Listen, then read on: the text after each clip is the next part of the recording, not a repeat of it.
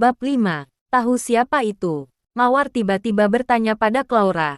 Apakah dia masih dengan rubah kecil itu? Setelah mendengarkan kata ini, aku terbodoh sejenak, dan dengan segera langsung meresponnya. Ternyata Mawar sudah tahu dari awal putrinya bermasalah. Makanya tidak heran dia bersedia menerimaku seorang bisu tuli, dan juga harus mengawasi kamar pengantinnya. Dan Claura tidak tahu bahwa aku membocorkan rahasianya. Dia dengan langsung membantahnya. Ibu, apa yang kamu bicarakan? Aku sudah menikah. Bagaimana mungkin aku masih bisa bersamanya? Suara Mawar tiba-tiba membesar. Dia dengan sangat marah berkata, Claura, jangan menipuku lagi. Aku sudah mendapatkan video dari orang lain. Kamu bisa melihatnya sendiri. Masih saja bersikeras. Kamu ini mau membuat ibumu marah sampai mati. Setelah selesai bicara, Mawar dengan langsung menunjukkan video yang aku rekam secara diam-diam kepada Claura. Masuk ke dalam keheningan sebentar. Tetapi Claura dengan cepat terus membantah, Ibu, siapa yang memberimu ini? Pastinya dia ingin merusak hubungan di antara kita. Ini adalah video yang sudah lama sekali. Akhir-akhir ini aku tidak pergi mencari Felicia. Mendengar perkataan Claura, aku berpikir dia lumayan cepat tanggap. Semua bukti fisik sudah ada di sini. Tapi dia bahkan bisa membersihkan dirinya sendiri dengan begitu tenang. Tiba-tiba, dari bawah lantai terdengar suara, piak. Mawar ternyata memberi Claura sebuah tamparan. Di saat itu, hatiku sangat senang. Lalu berpikir dalam hati, ternyata Claura juga ada saatnya ditampar. Siapa suruh kamu memukulku?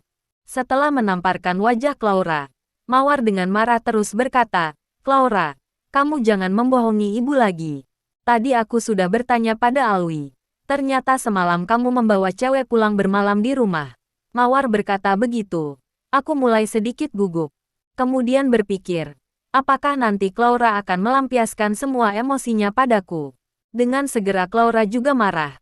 Dia dengan marah berkata, Ibu, mengapa kamu begitu suka mempedulikan masalahku? Aku sudah menikah, dan sekarang kamu ingin aku bagaimana lagi? Mawar masih sangat emosi dan tidak berkata apapun. Setelah lewat setengah menit, dia berkata dengan marah, Claura, aku juga tidak ingin mempedulikanmu lagi. Aku tidak akan peduli lagi dengan siapa kamu akan bergaul lain kali. Tetapi ada satu hal yang harus kamu lakukan. Bagus jika kamu bisa menyembuhkan Alwi. Atau mau bersama pria lain di luar juga terserah. Tetapi kamu harus memberikanku cucu. Kalau tidak aku akan anggap aku tidak mempunyai putri sepertimu. Ternyata Mawar hanya ingin menggendong cucu, dan bahkan membiarkan Claura mencari pria di luar. Aku baru menyadari bukan hanya di mata Claura, tetapi juga di mata ibu mertua, bahwa statusku di keluarga ini tidak begitu penting. Aku hanyalah sebuah alat untuk meneruskan keturunan. Mawar selesai berbicara. Aku mendengar suara langkah kaki. Seharusnya dia sudah pergi. Dan Claura dengan cepat berkata kepada ibunya, baik, ibu. Kali ini aku mendengarkanmu. Dalam waktu 1 tahun aku akan melahirkan cucu untukmu. Dan sejak saat itu, kamu jangan mengurus urusanku lagi. Mendengar perkataan Claura, aku terbodoh. Apakah benar-benar ingin memiliki anak denganku? Meskipun aku sedikit membenci Claura, tetapi aku harus mengakui bahwa dadanya yang tinggi, pinggang ramping, atau bagian P yang cukup tegak, semuanya penuh dengan hal yang mematikan bagi pria.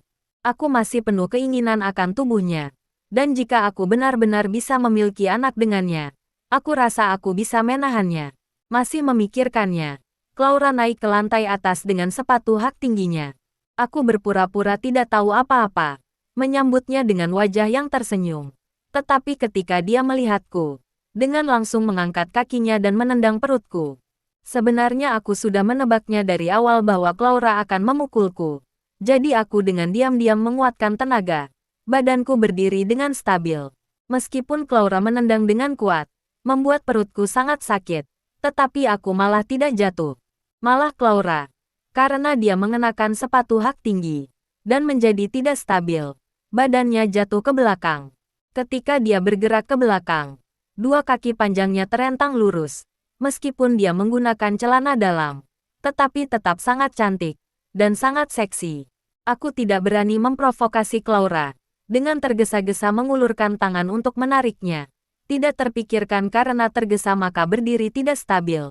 Kita berdua terjatuh ke bawah. Secara tidak sadar aku menggunakan kedua tangan untuk menahannya. Dan terakhir malah menahan di dadanya Claura.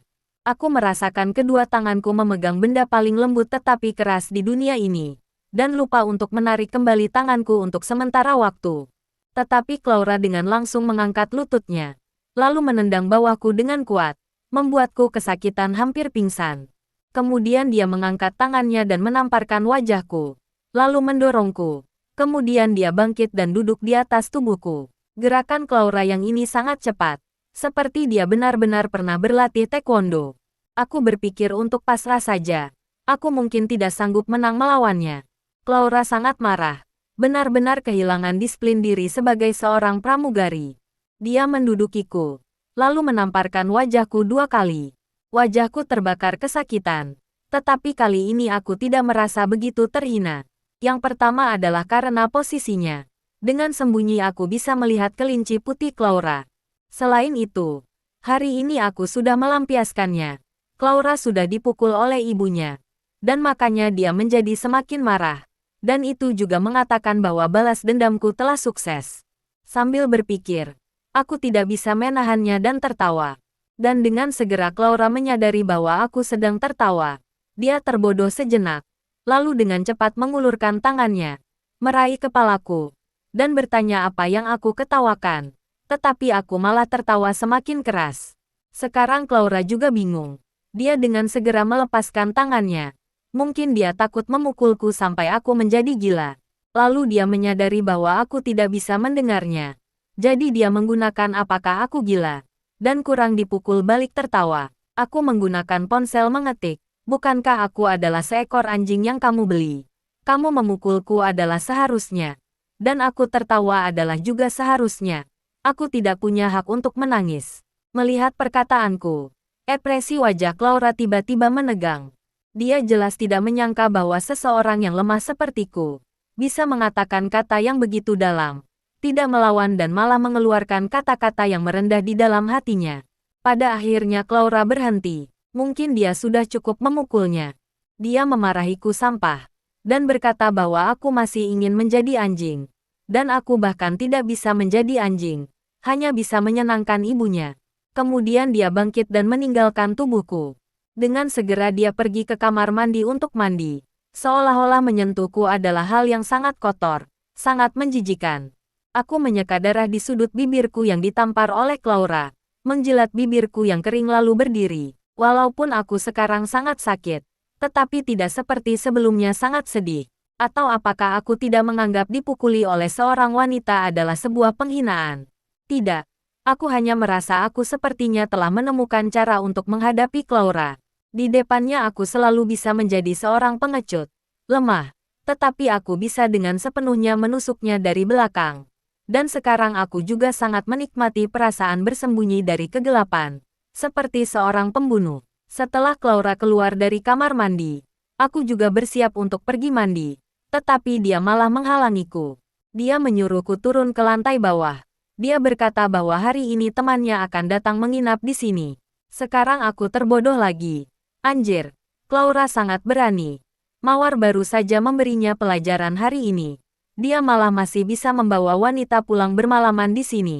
Dia benar-benar tidak menaruh perkataan Mawar di dalam hati. Namun aku dengan segera merespon. Mawar berkata bahwa selama Claura melahirkan cucu untuknya, dia akan membiarkan Claura berbuat sembarangan. Apakah Claura benar-benar bertekad untuk memiliki bayi bersamaku? Dari reaksinya kepadaku hari ini, aku berpikir itu tidak mungkin sama sekali. Kemudian hatiku tiba-tiba berdetak kencang. Berpikir dalam hati, dia tidak mungkin benar-benar akan mencari pria lain untuk melahirkan bayi, kan? Hatiku tiba-tiba merasa sedikit ketakutan. Karena jika Claura benar-benar berbuat begitu, satu-satunya harga diri seorang priaku akan hilang. Bagaimana juga kita berdua sudah menikah. Dan juga aku mungkin akan memerankan suaminya seumur hidup. Jika nantinya anak itu bukan anak kandungku, maka kehidupanku ini akan benar-benar hancur. Aku dengan bodohnya turun ke bawah. Dan juga tidak ada nafsu makan malam. Hanya bisa berbaring di lantai dengan bodoh. Tetapi Felicia tidak datang. Tepat ketika aku mengira malam ini Clara akan sendirian di kamar. Pada waktu subuh jam 1 lebih, Felicia tiba-tiba datang. Malam ini, dia mengenakan satu set baju suster yang pendek. Lengkukan dadanya yang sangat dalam. Seperti sudah bisa menjepit sebuah ponsel. Tipe seksi Felicia dan Clara sangat berbeda. Clara termasuk tipe ratu dingin. Dan Felicia seksi dengan langsung. Dapat memicu pria dalam waktu yang singkat. Tidak heran Clara tertangkap olehnya.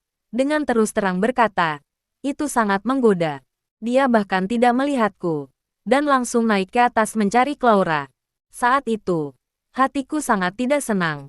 Clara sama sekali tidak menganggapku sebagai anggota keluarga di rumah. Dan dengan asalnya memberikan kunci kepada orang lain. Pada saat itu aku ada sedikit emosi. Di sini adalah rumahku. Lain kali aku tidak akan mengenakan pakaian di rumah. Aku mau lihat apakah kalian berani datang ke sini dengan santai. Tetapi aku hanyalah memikirkannya dalam hati. Aku tidak mempunyai keberanian yang sangat besar. Setelah menunggu Felicia naik ke lantai atas, aku bertahan sebentar. Kemudian diam-diam naik ke atas lagi. Aku tahu bahwa perilakuku sangat rendah dan sangat vulgar. Tetapi sebagai seorang pria yang memiliki nafsu, dan juga sudah menikah, tetapi tidak bisa menyentuh wanitanya, aku benar-benar memiliki tuntutan itu. Dan mereka ada di lantai atas. Aku tidak bisa menahannya. Aku naik ke lantai atas dan meletakkan telinga di pintu. Aku malah menemukan bahwa mereka tidak dalam hal penting. Dan malah aku mendengar kata-kata yang membuat punggungku berkeringat dingin. Aku mendengar Felicia berkata kepada Clara, "Clara, aku tahu siapa yang diam-diam merekam kita dan memberikan videonya kepada ibumu.